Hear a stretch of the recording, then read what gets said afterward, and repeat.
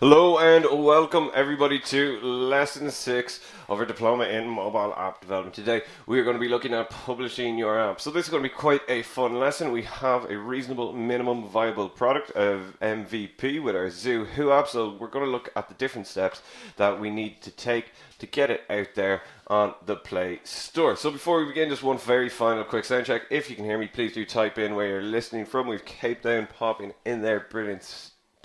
Waterford saying hello, fantastic to have you on board. Qatar as well, Luxembourg, brilliant to have you here. Belgium, all the places streaming in. It's always great to see the international audience. So we do have a question there from Haru saying, how do we define minor or major updates? Again, we'll be talking about that later on in the lesson. Montreal there from Linda.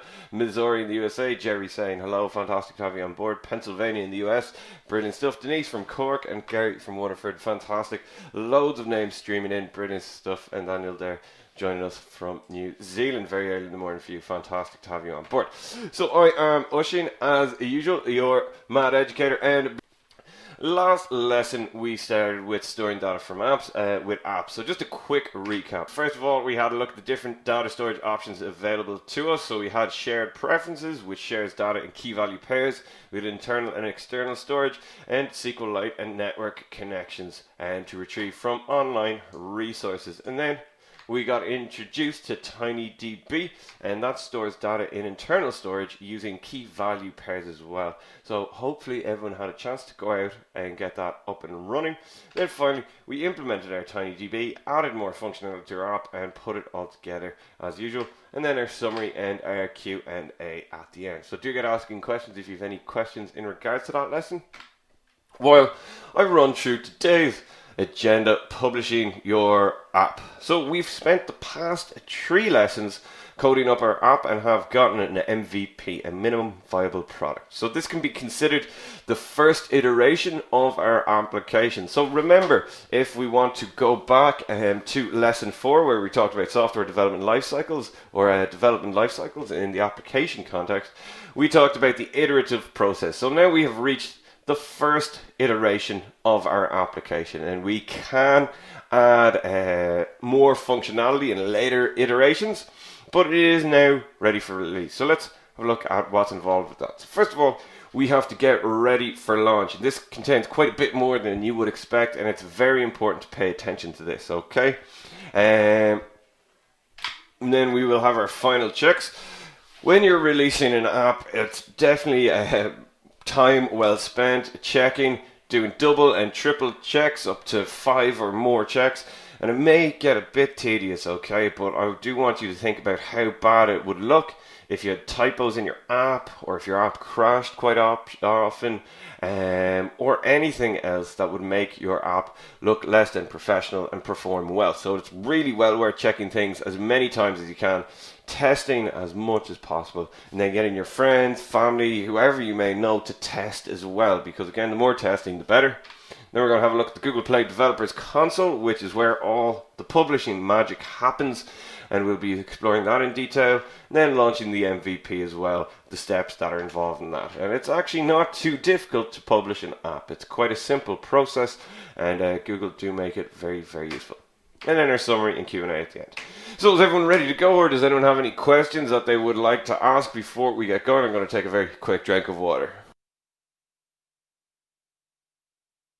So, brilliant stuff. Let's get your app up on the Play Store and take the second to last step to being an app developer. It's not all over yet. Getting your app up on the Play Store for release is not the final step. It's the next to last step, if we think about it. So, launching your app, which is quite a nice little icon there, I think. So, before we begin, what do you think, and it would be great to see some answers here, needs to be prepared before we launch your app? So does anyone have any ideas on what you need to prepare before we launch our app? And there's quite a few things, and a lot to do in regards to that. Pricing, that's quite a good one. Very good answer there, dear. Pricing is definitely something. That doesn't necessarily have to be prepared before releasing feedback from users, possibly right up. Mike, that's very good. Logos need to be prepared, promotional videos need to be prepared. Very good.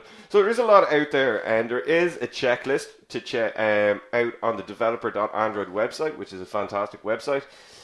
Testing and documentation about it.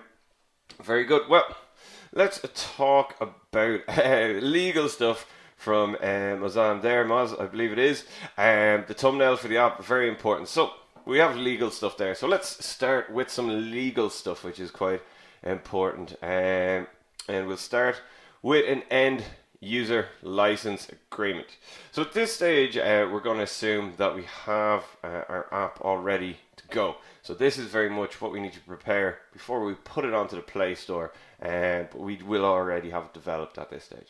So has anyone heard of a end user license agreement before, or possibly even used them? Well, it's pretty much a little pop-up window that prompts the user to accept the terms of service, and it is a very effective way of obtaining acceptance for those legal terms. Yes, in EULA, fantastic. So, in software, in proprietary software, which is pretty much what our app is, it is a contract between you, the licenser, and the purchaser, and the user who downloads it, and it establishes the purchaser, the user's right to use the software, and it defines the ways under which the copy can be used. And most commonly, an EULA generally attempts to hold you harmless in the event that the software causes damage to the user's computer or data, and again stop them using your app illegally. So there are restrictions on use. These are some common clauses that you may include.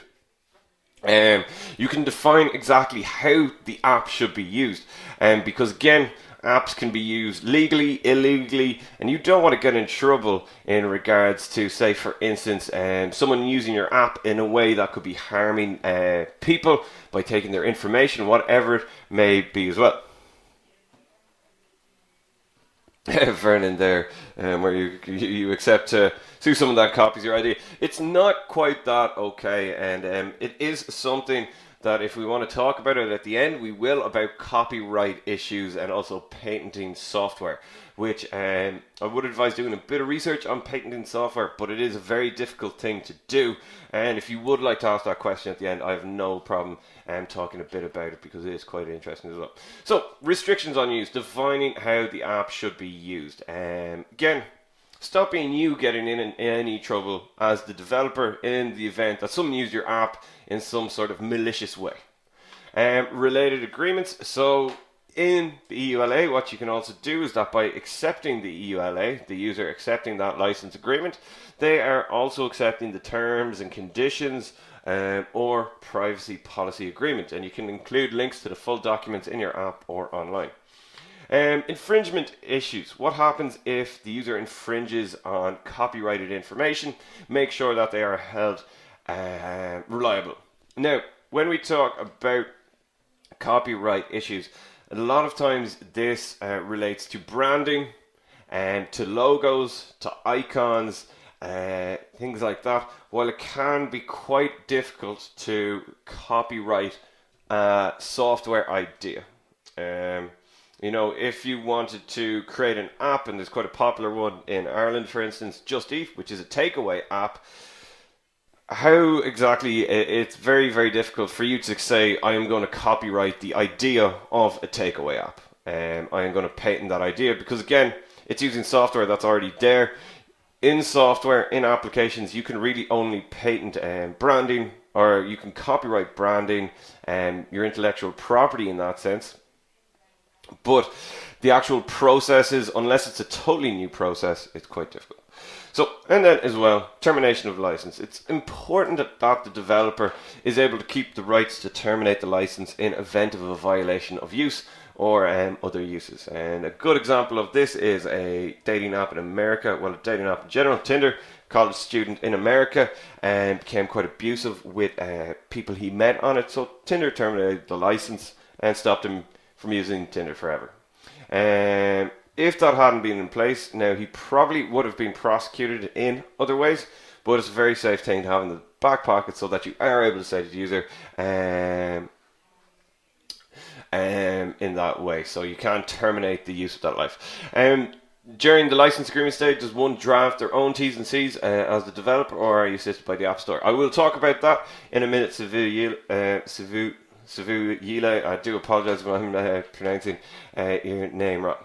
So this is very important, and it's not a bad idea to have one. Now, you can find a sample default EULA. There again, you may need to tailor it for your own app.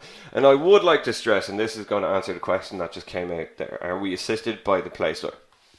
Android apps are not required by Google Play to include an end user license agreement, but there are reasons why you would probably want to include one. And it is the same with the Amazon App Store. So when you allow a user to download your app, you are taking a calculated risk. A user with that access could possibly reverse engineer the app and recreate it as their own. Now, that would be a very slim possibility.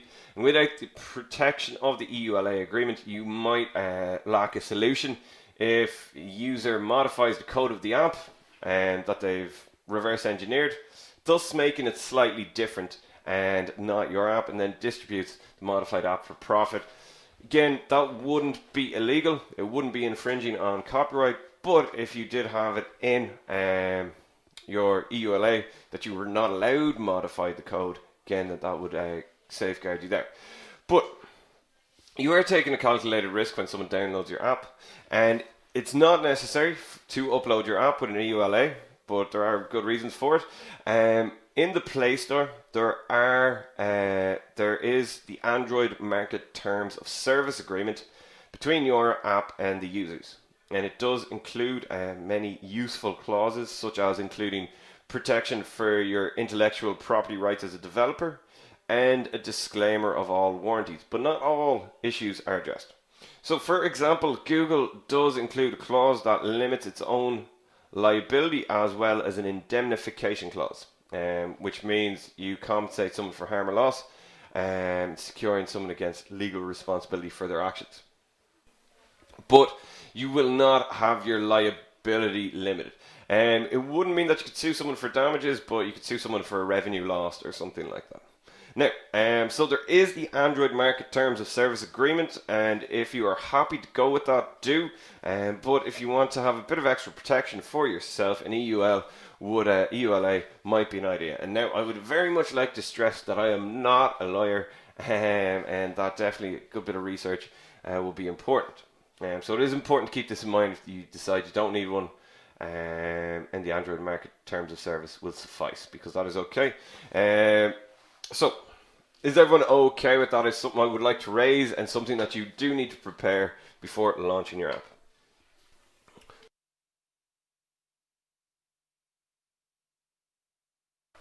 Next, you need to finalize content material.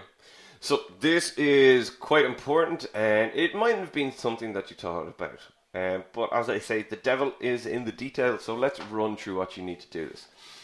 First one that's very, very important is resize images. And in the last lesson, I believe we had quite a few questions about adding videos to your app, things like that.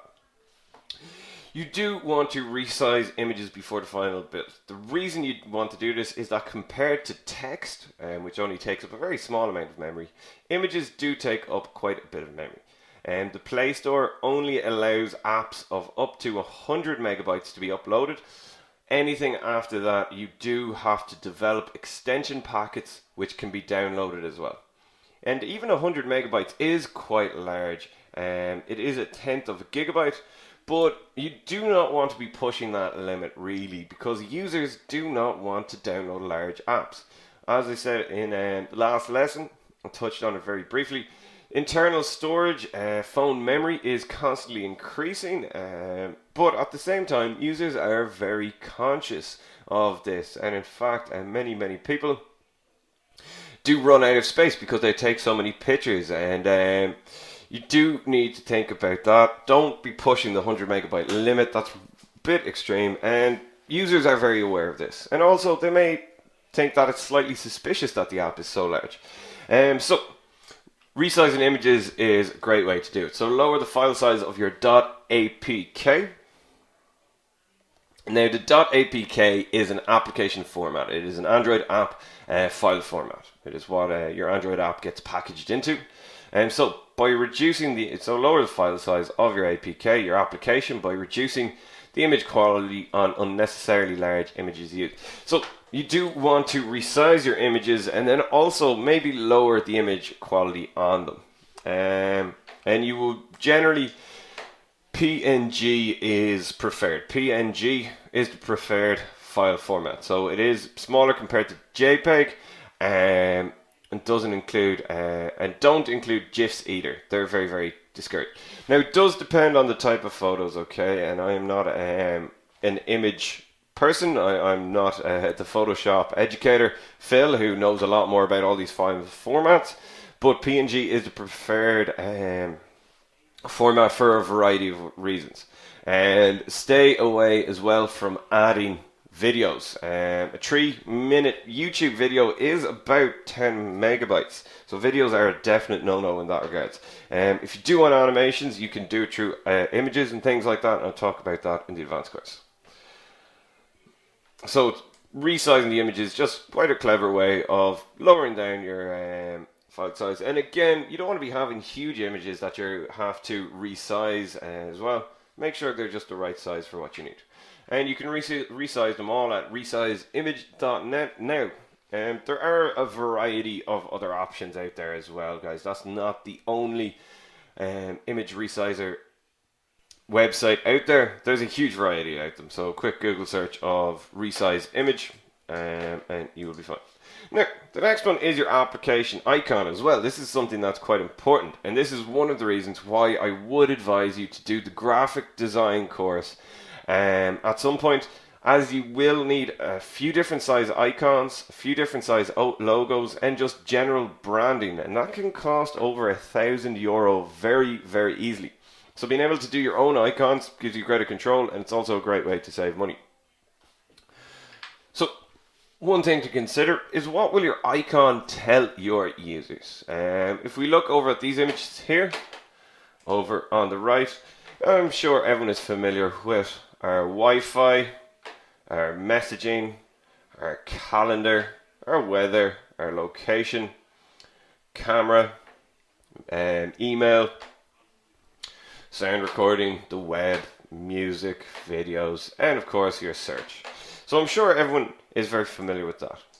And they are all quite self-explanatory, and you do want to have that same concept with your application icon. You do want your application icon to be self-explanatory and also not be too crowded and have too much information on it. Just a nice icon, and there are a variety of guides out there. And it is also an idea to think, will it complement the apps near it? So when you are designing your logo, follow the Android guidelines, as every other app will do so as well. And you want your app to fit in with them. So will it complement the apps near it? Currently, Android uses material design, and I believe I have shared this in previous lessons, but I'll very quickly just share with everyone there. Material.io, it is a design theory that many Android apps now follow, that Google itself follows, and it's quite an interesting read as well.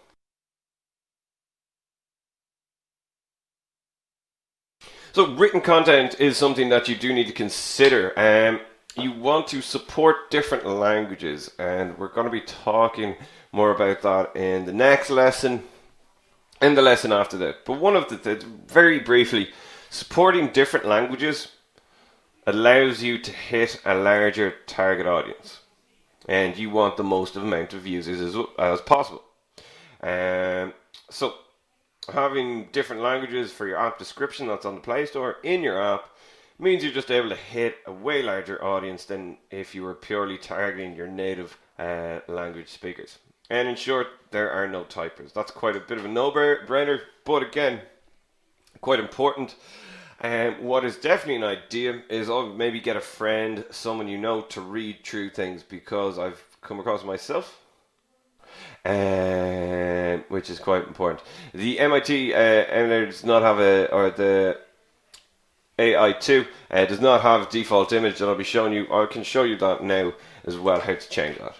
And then databases. If you are using databases, just ensure that they are production ready, that they would be able to handle the volume of traffic, that they are not in testing stages where you're running tests, that everything is just ready to go. Because, again, small thing, but it's very important. So we will get App Inventor just open there. To change your logo, we click on screen 1, and then we can change our icon of our app there by uploading a file there. So, everyone okay with that? And as always, don't hesitate to ask any questions as we go on. So testing and future proofing. This is a huge one, okay? This is a very, very important slide. So I would like everyone to pay quite a bit of attention to it. Testing is a massive one, okay? And I'm a huge believer in testing, and even more testing. I would say great advice is to hand your phone and your app to anyone you know and ask them to break the app, because at the end of the day, again, when you build an app, when you develop an app, you may have the use of it and how it's meant to be used in your mind and the correct use, but it's really, really important to remember that users will not use your app the way you want them to use it. They will use it the way they want to use it. And if they break your app, they're not going to be happy. So I have a couple of rules for that, which I'll tell you in a minute. So device compatibility is quite important, and it is one of the problems with Android. There is the problem of device fragmentation. And what this means is that there are a huge amount of different devices out there, all developed by different companies. So it is important to test on the widest range of devices possible. And I talk more about it in the advanced course. We talk about Firebase, which does allow you to do a lot of simulated testing, and it's a fantastic resource. So as I said, test your app load hard out and really be thorough, okay, but also be stupid. If there is a text input, well, make sure that it will handle gracefully people entering in numbers, or if it's the other way around, if someone needs to enter in numbers, make sure that it can handle letters, or pop up a little message saying you need to answer numbers, things like that, because you do want to just test it as much as possible. And we're going to be talking about alpha and beta release a little bit in this lesson, and that is a great way as well to have a nice small base of users in the 1,000, not up for general release as well. So the next is version control, and we did have a few questions on version control. So pretty much what this means is you have your version 1.1, your version 1.2, and so on. And if any of you have used GitHub, it is a fantastic way to control versions of your app, and I do not have time to go into detail on it, but I will talk about it in more detail in lesson 8. But pretty much you do want to keep working versions of your app separate. So say for instance you have your version 1.1, you want to keep that code separate to the code for version 1.2, and that code separate to the version 2.1. Because what if something does go wrong with version 2.1? You want to be able to revert back to version 1.2 and then work on fixing your bug. So it allows you to revert back to a previous working version, allowing you to work on the current version that has bugs on it. So very important for updates and maintenance. And the general rule with versions of the app is if you have released a major update, say totally new features, things like that, new functionality, call that a new version, 2.1. Or you can name it something else like Android do. And we have Marshmallow, Lollipop, Kit Kat, I believe Oreo is already out or will be out soon. Those are what the versions of Android are called. But if you're only releasing a small update, like maybe changing the font on the buttons or fixing a small bug, 1.1 and 1.2 is the best way to go through it.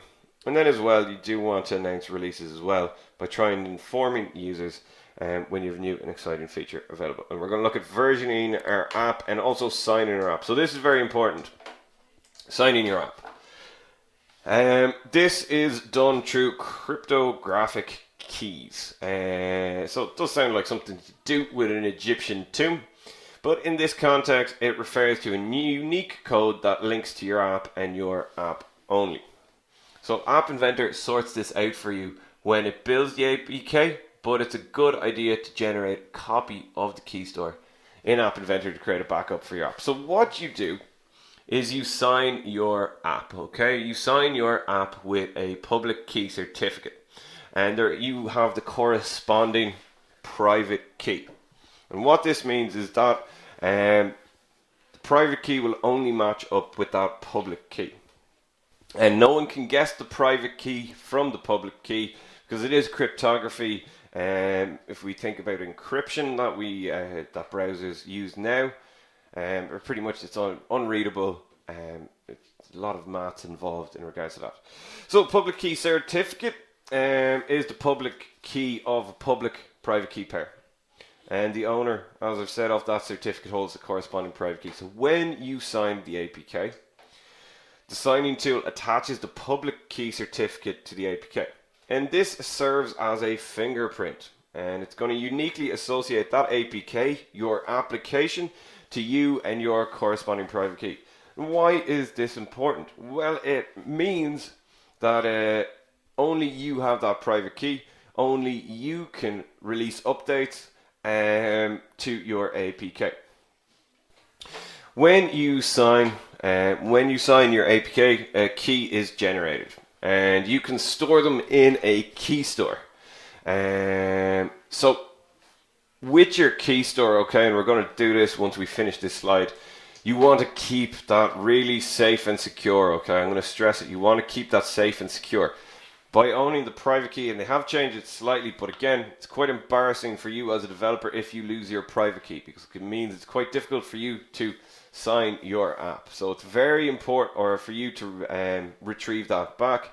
Until recently, it was impossible. If you lost your private key, that was the end of it. You could not release updates to that app. That app would stagnate. You would have to release a totally new app rather than just releasing an update. So it's extremely important to back it up. Now, Google has introduced a mechanism which is a bit of safeguard, and which I talk more about in the advanced course. But again, for the time being, they're extremely important because it's for app updates and also data sharing. So if you use the same key for different apps, if you sign apps with the same key, it allows data sharing between apps which can be very, very useful. So let's version our app first of all, and then generate an APK, and then save our key store, okay? So you can version your app down here. So version code is a integer. It is an integer, and a version code is different to your name. So as you can see there, if we do that, it will say is not a legal integer, so that might be a bit small. But pretty much, so your version code, it defines the different updates, and it always increments by 1. So if we had our version, what sort of file is a private key? It is a .jks, I believe, and you can store it both locally and online, Daniel. It really is just back it up on a server, back it up on a USB, back it up on a hard disk drive, an external hard drive, whatever it may be, just back it up. And we'll see it in a second, that our key store, in a second. So our version code, this is used by the app to differentiate between the different versions of the application, different versions of the app. So our first version, which could be 1.1, would be 1. Our second version, which could be 1.2. Our third version could be 1.3.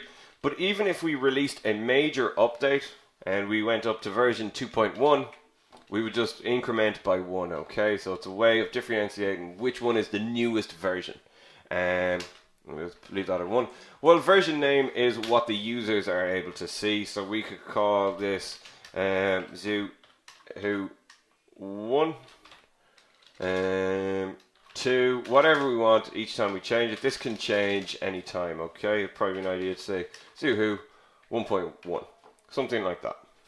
And this can be whatever. So if we went up 1.2, probably an idea to increment that to 2. If we went to 3,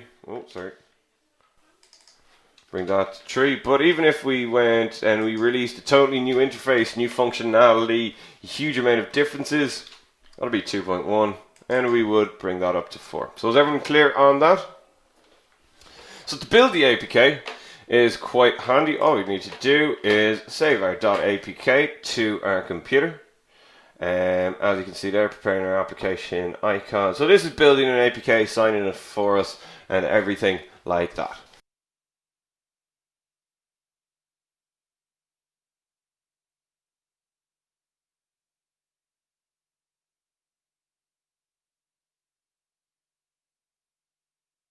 And that should be in download. So there we can see our Zoohoo application, show the folder.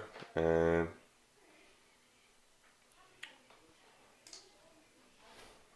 if, just hold on a second. So we have our Zoohoo APK there. And again, if you wanted, all you have to do if you want to upload it to your phone is just click and drag that up to your phone, and that'll be it installed. So you can, email people applications just with an APK like this. And then if we wanted to have our key store, we want to export our key store file there. And what you can do is, if you want to download a key store reader to read your key store readers. So there's provided them, and that's not it. But again, yeah, key store reader. So key store explorer, so again, there's quite a few of them out there as well.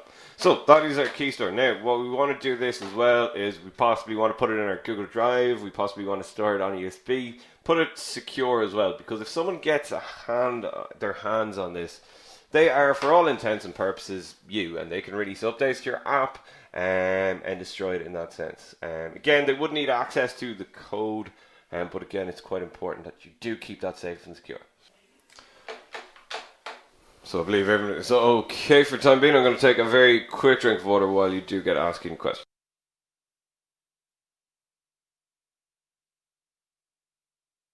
Perfect. So the Play Store release, okay, and the developers console, and we'll have a look through that in a minute. First of all, get your developers console to get access to the developer, or get your developer license to gain access to the developer console. It's extremely easy to set up. All you need to do is log in with a Google account, purchase the developer license for $25. If you remember, it's $25 for a lifetime license. And then you have full access to the developers console, where you, which is your one-stop shop for pretty much everything to do with publishing. And this is where your APKs are uploaded and where you manage your APKs. You can manage releases as well, your different versions of your app, and also you can manage different versions and releases for different countries as well, which is quite important. Maybe you brought out one version of your app, maybe you want to release another version, slightly different, maybe localized for a different country.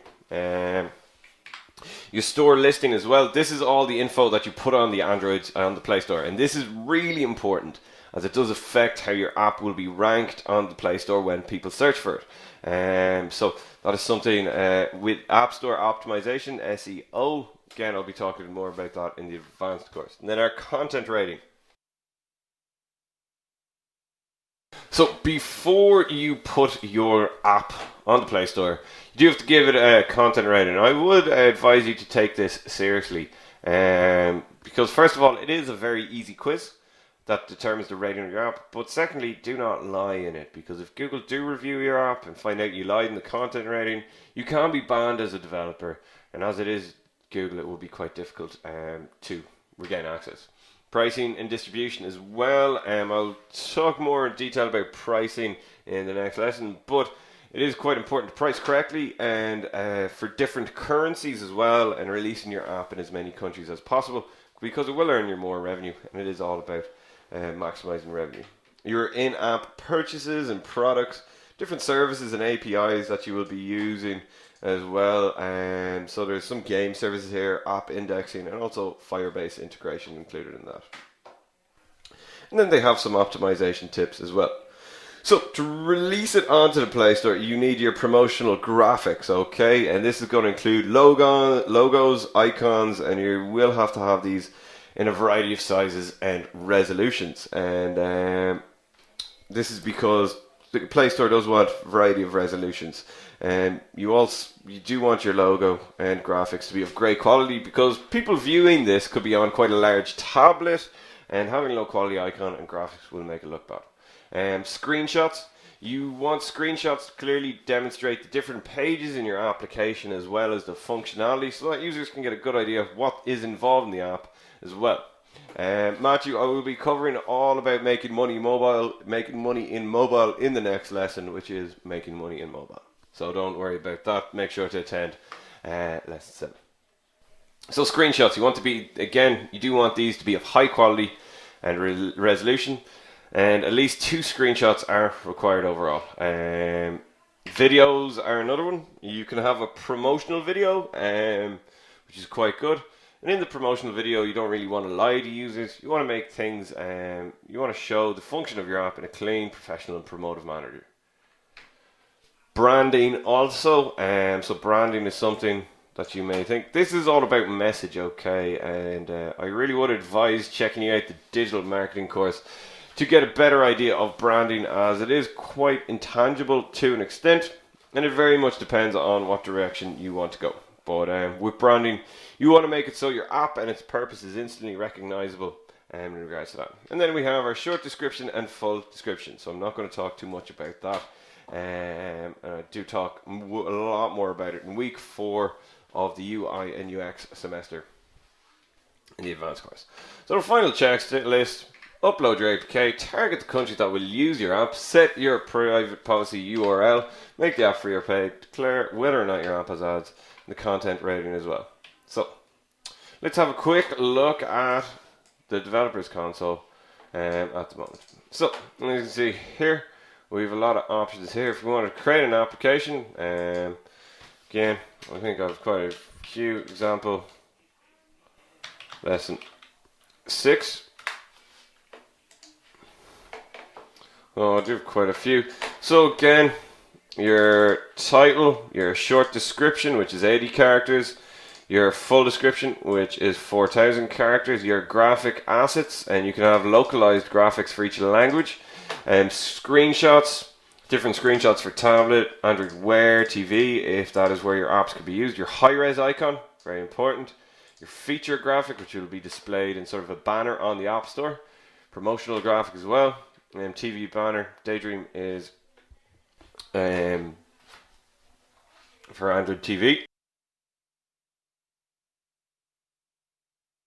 Your promotional video here, so YouTube video, enter the URL, select your application type, the category. It's quite important to pick the right category, okay, because again, it makes it easier for people to find it, and also you want to know what category your app is in.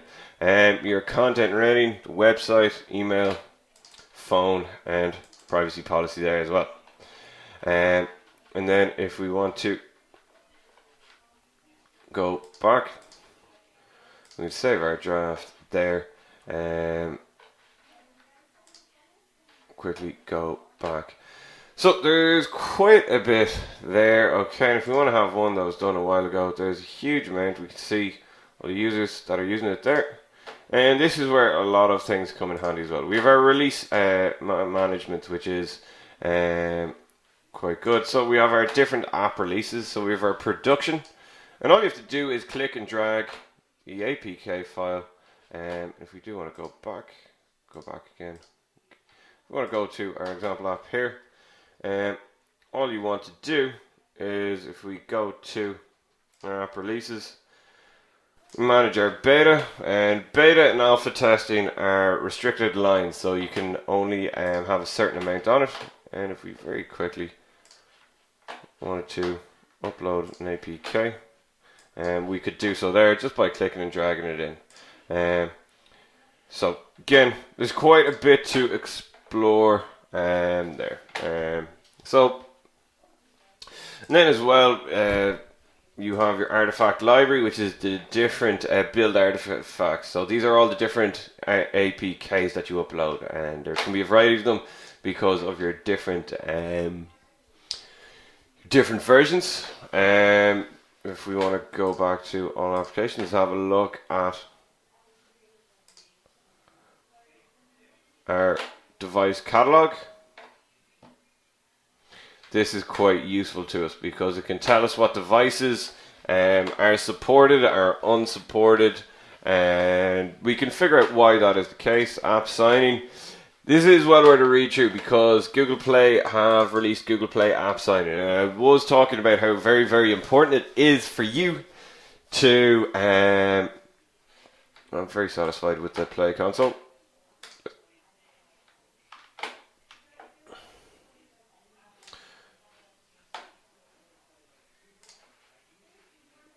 Okay. Why do they keep on asking me questions? Do apologise. So, get rid of that. So, they do have introduced the Google Play signing, which is brilliant because if we want to look here, and this little image sort of shows you how it works. So on the left, you sign your app. That is your app there. Goes on the Play Store. It's signed there. Well, the Google Play app signing, they do it slightly different. So they actually sign it as well on the app. And it's quite useful because it is that layer of app extraction, okay? That you can have. Your store presence is quite important. So here we can see how it is all when you fill it up completely. There are different experiments you can do as well. Have graphics for global, localized, pricing and distribution. And we can look at that a bit more later on. You can manage your different countries. Is it primarily child directed? It has no ads. There's a huge amount you can do.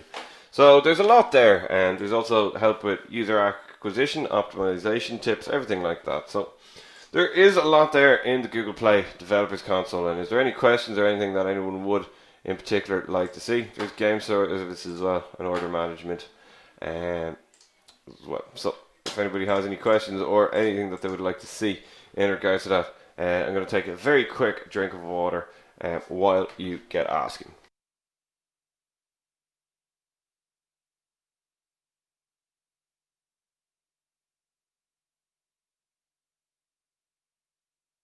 Brilliant stuff. So there doesn't seem to be too many questions coming in at the moment. Fantastic stuff. Again, $25. I would like to stress that it's $25 for a lifetime Android developer license. So that's brilliant value. We can add different people onto that license as well. I am part of my email address is part of the mobile.app Android developer license. So I forget off the top of my head what exactly the amount of people you can add, but there is quite a number, so you can have your team on, and not everyone has to be has to buy one.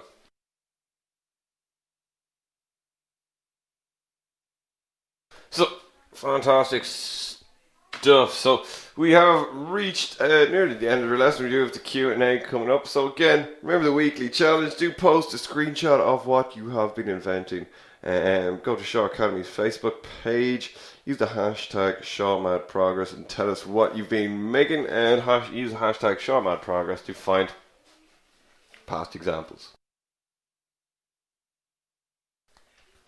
So, or even if you just want to email me, that would be fine. Or if you just want to email me your screenshot. So we had a look at getting ready for launch, what we need to prepare, the final checks, testing, versioning, signing, the Google Play Developers Console, had a quick run through, and all the steps that are involved in that. Again, it's as simple as just clicking and dragging your APK. So congratulations, you have taken the next step in Android development. And do attend lessons live to ask questions in real time and benefit the most. And I am here at any time to help you out. So contact me at mobile.app@shawacademy.com. So quite a few questions coming in about how to make money. We cover advertising in apps in the advanced course in a lot more detail. We will be looking at making money in Moodle mobile in the next lesson. So we're going to look at some revenue models, making money from free apps. To find the license, just find Google Play Developers Console online, sign in with a Google account. It will prompt you to pay for a license, and then you can go from there. So we'll be looking at making money from free apps, maximizing your revenue. So, everyone, just a quick reminder after today's fantastic lesson, just before we finish up, just to remind you about the amazing discount on the premium membership that I announced in the last lesson. So, it is exclusive to this month's students, and so many people did upgrade after the last lesson that the advanced course is filling up much quicker than I anticipated. So that's a fantastic thing, I suppose, as everyone wants to upgrade. But for anyone who did miss the announcement, you can now get up to 50% off the price of the premium membership, and this offer can be found in your emails and members area. So as I've said, the very first thing that you would want to do with the premium membership is the Advanced Diploma in Mobile App Development. And as I mentioned in the last lesson, it is EQF Level 5 accredited, which means that it is part of the European Framework Qualifications Framework. And I did talk a bit about that in the last lesson, so just review the recording to see what diploma that is equal to in your own country, or just email me at mobile.app@shawacademy. So I have been getting a lot of emails about the cost of the premium membership, so the first thing I do want to point out is that you will receive the offer in your own currency. So please ignore the euro price if you are not using euro, and you can click on the upgrade button to now see the price in your currency. So we do have 30 plus currencies available, and I have excluded the prices from the slide to avoid confusion. So don't worry, it's not just a random lottery there. You will receive the offer in your own currency. So do click on the upgrade button now to see that, and hopefully you have all clicked on it and had a look at that. And remember, we do geo price, so it is not a direct conversion from euro to whatever your currency may be. So it is rand for South Africa there, dollar for USA, sterling for UK students, and so on. And Francis is saying that the rand option is quite cheap, so very well done on spotting that. And then, as you can see here, this is our euro price. For our European students, here is the price in euro. So it is usually $49.95 a month to become a premium member, but with this discount you can get all of the benefits at up to 50% off, depending on which payment option you go for. And I know a lot of you will be joining me with the 3-month option to cover the duration of the advanced course. So there was some confusion in the last lesson as well. You will have the ability to add 3 friends and family members to your membership completely free.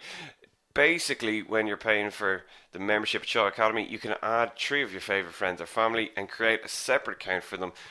They will get full access to everything here at Shaw Academy.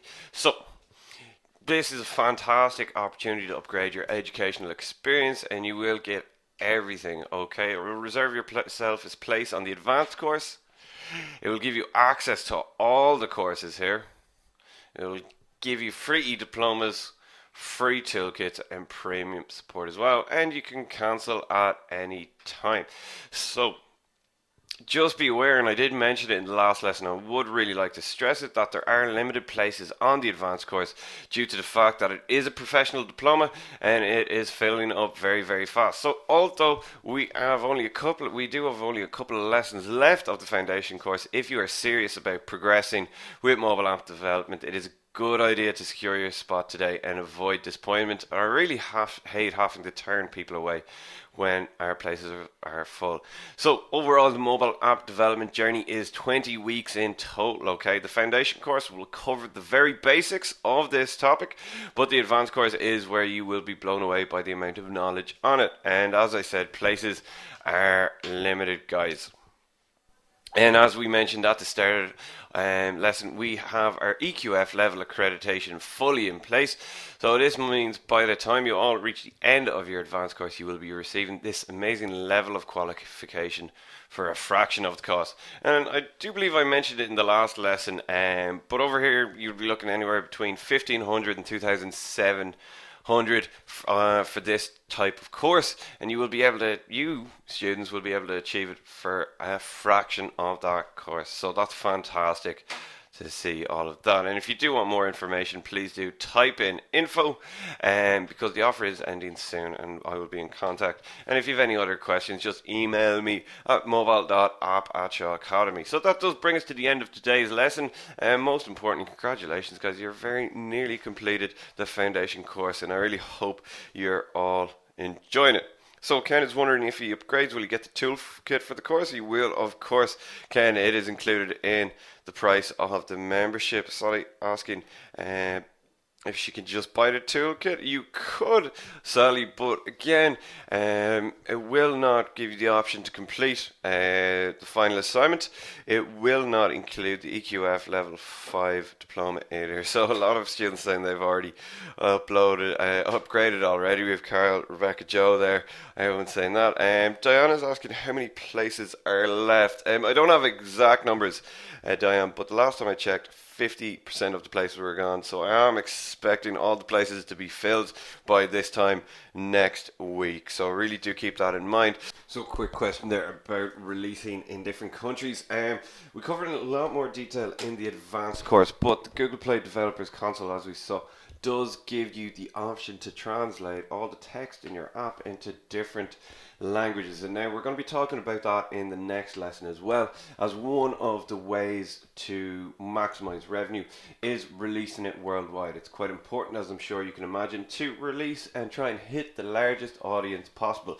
But again, when you're releasing to different countries, you do need to take into account cultural differences, things like that, just to make sure that your app does go down well. And as well, if your app is extremely localized, there's not much point releasing it worldwide because other users won't get much use out of it. There we go. Another quick question there about private keys. What exactly are they? So we saw that there that it is a type of file, your key store, and pretty much it's used in encryption, public-private keys, through some algorithms that pretty much mean that your private key matches up to your public key, but someone, even if they have the public key, cannot guess the private key, and it really certifies that you are the owner of the app. So really keep that safe and secure, guys. And Google have recently implemented something that means there is a layer of abstraction, so if you do lose your private key, they can help you retrieve it, but still it's best not to allow that to happen. And one thing to keep in mind as well is you can sign a variety of apps with the same key, which means that you can share data between them, which can be quite useful if you want to release a suite of apps. And have had a couple of emails from students looking to do so. So very good, very good.